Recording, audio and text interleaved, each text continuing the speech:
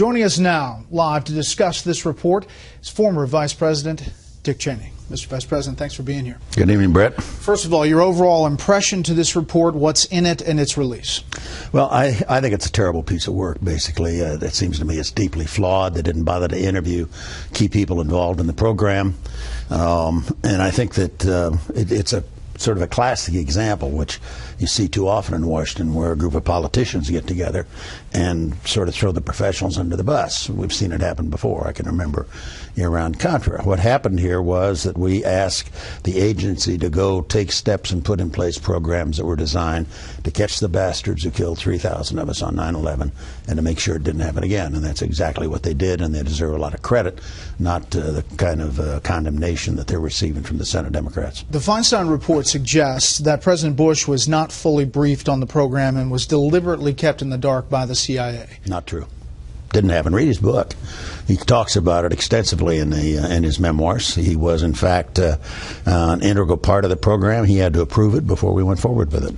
Was there ever a point when you believed you knew more about the program and how the U.S. government was interrogating than the President did? I'm not quite sure how to answer that. I mean, there were lots of things I read, while he was doing other things. He had a much broader portfolio than I did, and I spent a lot of my time just on national security. But I think that he knew everything he needed to know and wanted to know about the program, and there was no question. I mean, did he know the details?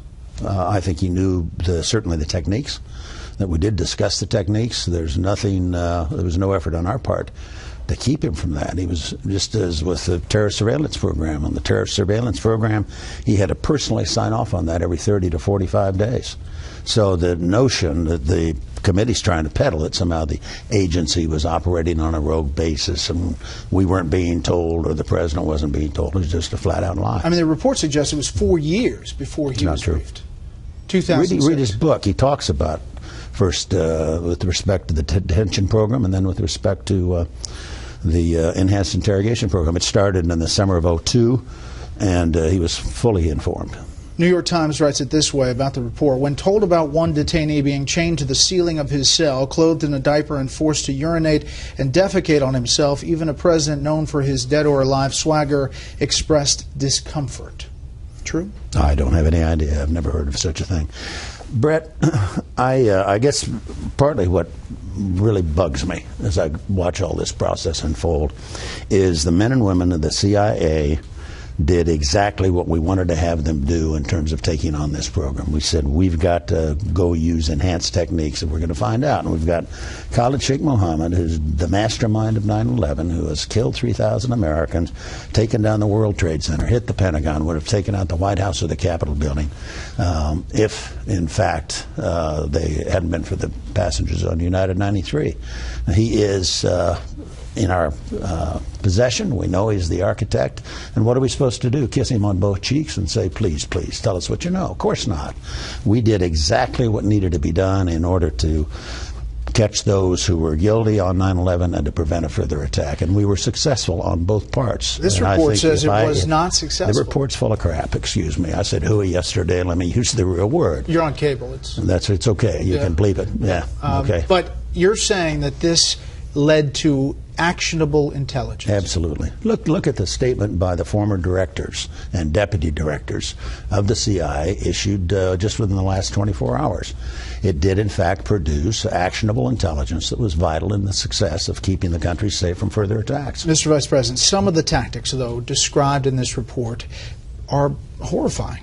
I mean, is there anything that U.S. officials, interrogators, are alleged to have done that you would consider torture? I don't know all the allegations that are out there. Torture was something we very carefully avoided. One of the reasons we went to the Justice Department on the program was because we wanted them to tell us where's the line legally between what's acceptable and what isn't, and they did. That's what came forth in the legal opinion that we got before proceeding with the program, Brett. This is in terms of there being some problems in the program. There may well have been, but I don't think they represented that the Senate report represents the truth of what actually happened.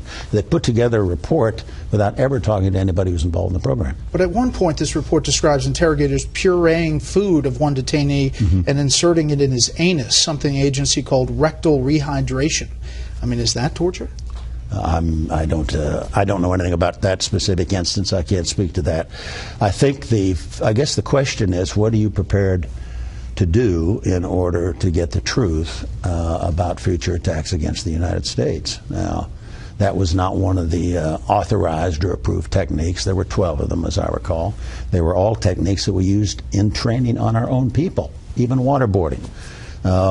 People have been very concerned about waterboarding, calling it torture. First of all, it was not deemed torture by the lawyers. And secondly, it worked. It, in fact, provided us the information we needed to prevent future attacks. How intimately involved were you involved in the legal process of setting up that justification? In other words, the frame for torture was narrowed in these legal decisions. A memo in August 2002 that essentially reframed Geneva rules on torture and said the president had a lot more authority.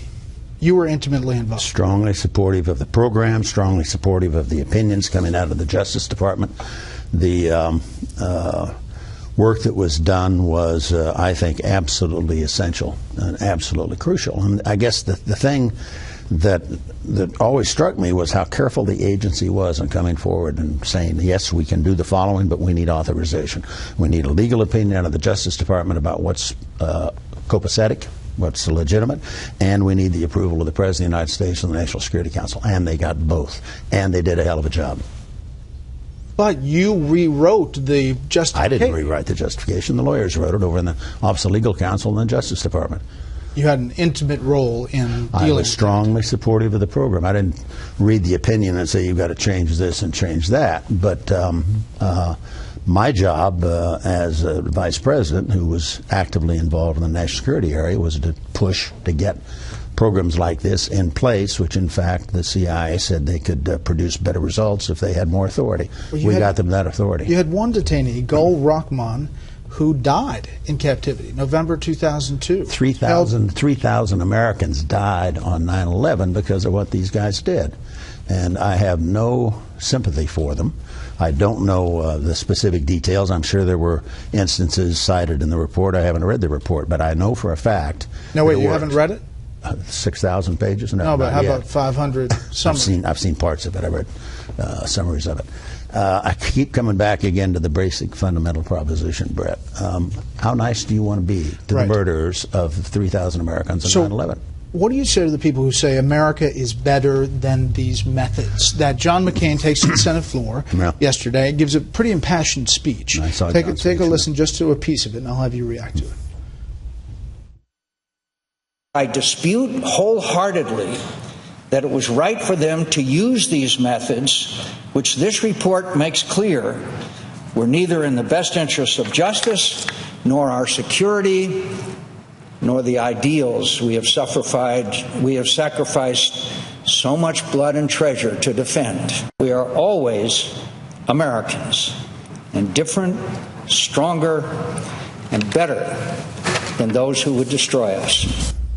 Your reaction to that, sir? My action to that is that John and I had a fundamental disagreement about the program.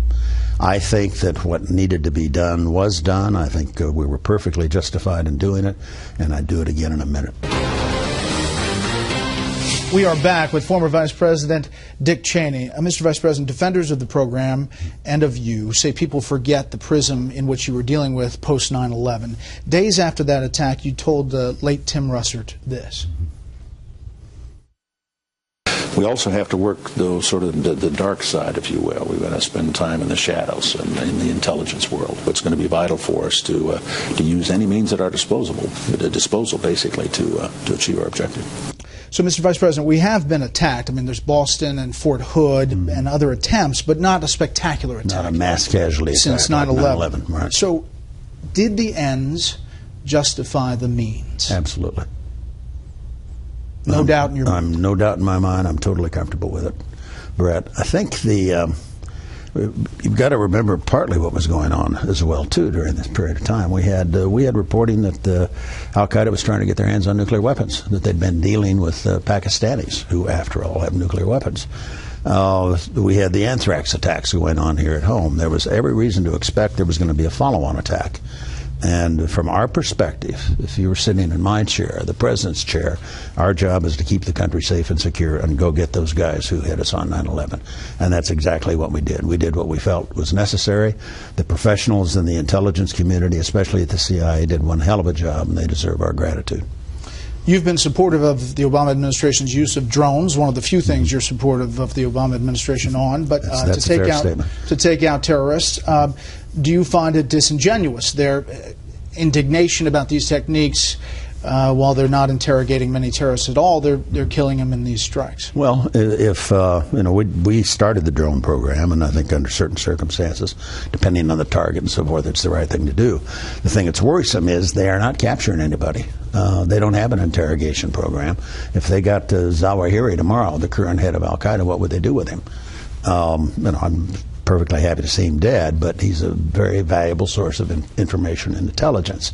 I think we need first-class intelligence programs. I think that's what we had with respect to the enhanced interrogation program, with the approval of the President and the National Security Council and the lawyers of the Justice Department. It's the right thing to do.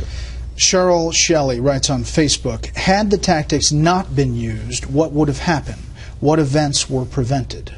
Well, I think if you look at the examples cited by the former directors, there was a prospective attack on the West Coast, one of the tallest buildings on the West Coast, with a hijacked aircraft that was thwarted by this. There are a number of examples that have been laid out over the years. I mean, the President talked about it in 2006. Were there others beyond that? Yeah, look specifically at the statement that was released today by the former directors, Mike Hayden, George Tenet, Porter Goss, where they lay out specifically those things that in their minds, and I think they're the experts, were prevented by virtue of these techniques. Senator Udall took to the floor today saying a Panetta review says that is, in your words, hooey. He says that there's just not direct linkage. Well, I don't know where he was on 9/11, but he wasn't in the bunker. The end. You have a lot of critics. Some of them say that you should be behind bars. Colonel Wilkerson, who worked for Secretary Powell, said, we all have to wear the taint Richard Bruce Cheney brought down on us with his full-throated endorsement of inhuman and evil methods of causing pain, humiliation, and harm to other human beings. It's wrong that there's no consequences for those who perpetrated it, and it's wrong that Cheney isn't languishing in a privatized prison somewhere. I guess you'd have to call him not a fan. Not a fan. Not a fan. Is there anything to the Geneva Convention, to the world rule of law on this issue? Sure there is, but remember the terrorists were not covered by the Geneva Convention. They were unlawful combatants, and under those circumstances they were not entitled to the normal kinds of courtesies and treatment you would accord to those. Nonetheless, the people we captured, especially the folks that went down at Guantanamo, have been treated very well.